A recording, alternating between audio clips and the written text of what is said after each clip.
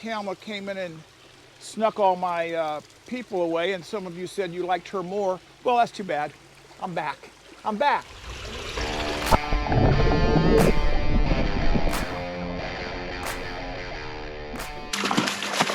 Hey everybody, welcome back to Florida Exotic. Today we're going to kind of mess around over here in this area doing something that kind of was a cool idea that Glenn came up with. What we're always looking for out here is space, and space is a big issue. So we got this tank right here is a 300-gallon tank. And sometimes we put as little as 50 fish in it because that's all, we only had 50 of them. So what Glenn came up, super clever idea, was this right here. This is a black plastic tub. We picked these up from a local distributing place here. They're available almost everywhere. And what he did was he punched a hole in it right here. This is going to be the drain. And all that is a filter material. So it pulls right out. If you want to clean it, all you have to do is just stick it in the water, clean it, and there you're back in there. So that's going to be the drain. So what the idea, and then he put these spool floats on it. So what it's going to do is going to take... You have to do it sideways because it won't turn inside. Okay. So what he's going to do is he's just made this tank right here a 3 tank and potentially 4. And what we would put on the bottom, if we did anything, would probably be something like Picostomus, because they could hang on the bottom. They love the dark. And if we, when we put plecos out here or ancestris, we usually cover them up with something anyway because it's dark. So anyway, we're going to set this up. And I'm glad I'm back. You know, I had a little operation on my arm. I can't do a lot of things with my hand. But while I was gone, Tamla came in and snuck all my people away. And some of you said you liked her more. Well, that's too bad. I'm back. I'm back. And we might have a competition. We might have a competition. And I better win. But anyway, so this is a very cool idea. And I always love it.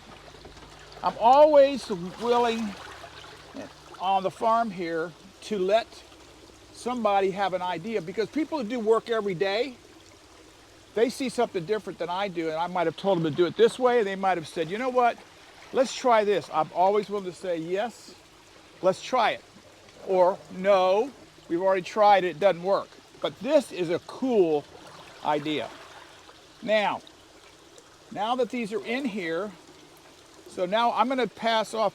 Glenn's going to have to do something here in a minute. I'm going to film him doing it because I can't do it with this hand yet.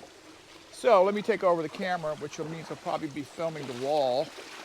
But anyway, what he's going to do is we've got this little tool, and he's going to pop a hole.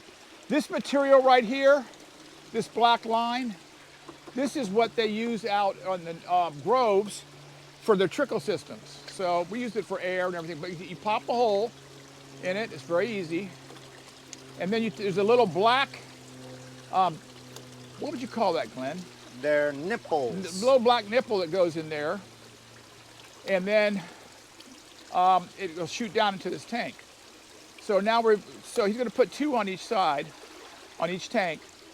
And that, even if we put something down below, we won't be counting for the water from them going in, although we're still going to leave the faucet over there. It's right there. We're still going to leave that faucet on if we put something below, but we don't know if we put anything below. But in these tanks, I would say these are what, about 25 gallons? Yeah. So these are little nipples. I mean, some call them a nozzle, but it's not really a nozzle. It's allowing water to shoot in a jet. Yeah. So on the back side of this tool, you'll see it's like a little socket. Put it in there and then you jam it. Jam it in there. There you go. So now each of these is going to have 2 little spigots going into them. Now I think we'll probably be able to put 75 2-inch fish in here, don't you think? Oh yeah, absolutely. Easily. So this tank, I mean, there's this tank over here. You look, it's probably got 75 fish in it. It's taking up that whole tank. So basically, we've just picked up 3 tanks for every one. And if this works out, we'll probably do a whole row like this. So now, what we're going to do it to one more section. But also, we were a little worried because we have birds on the farm. So this is the lid that comes with this. So we cut it out. This is just screen, like screen at your house for your windows. Glued it on here.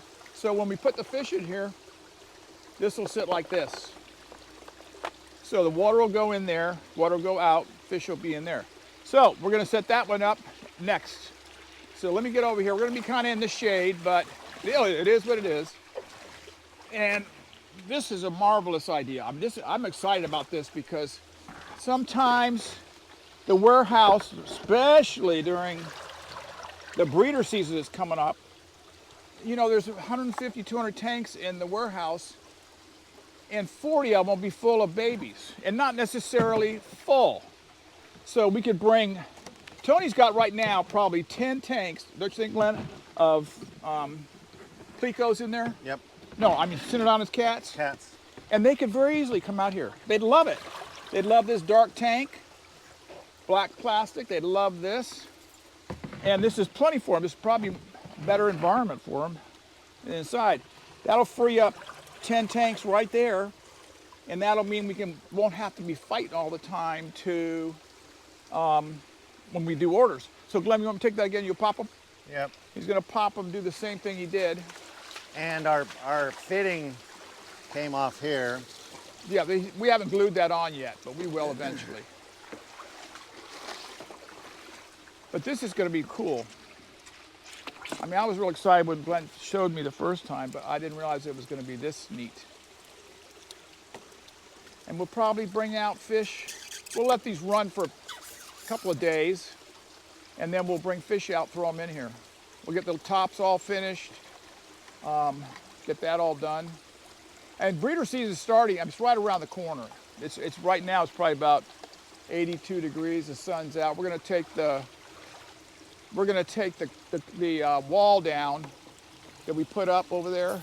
That's coming down real soon because it'll get really hot in here. There's no breeze at all. But it worked out great for the winter. So what we're going to be doing in the next few weeks is going through, like we always do, all of our breeders and make sure that we're breeding with the best males and the best females we got. And we do that yearly, and we pick the best fish out we have. If we have wild fish, that's even better. And we're working on a wild order also to come in from maybe later in March. So there you go. That is the setup right there. So right now we've got 6 tanks out of 2. So that's pretty cool. So anyway, probably the next time we're walking by here, if we have fish in it, we'll stop by, take a look at it, see how it's going. And Glenn's talked about bringing some fish out when? Maybe Monday? Yep. And then get them in here, and we have this thing going. Now, oh, you know what I just thought about? We got to cut a hole here for feeding. Yeah. Well, if we don't snap yeah, but this, but let me just tell you something. Yeah, you know who's going to do that? Well, yeah, because this is my area to feed. This, you want to walk through and snap. In the, you need 3 arms. Lapalooza. You need 3 arms to do that.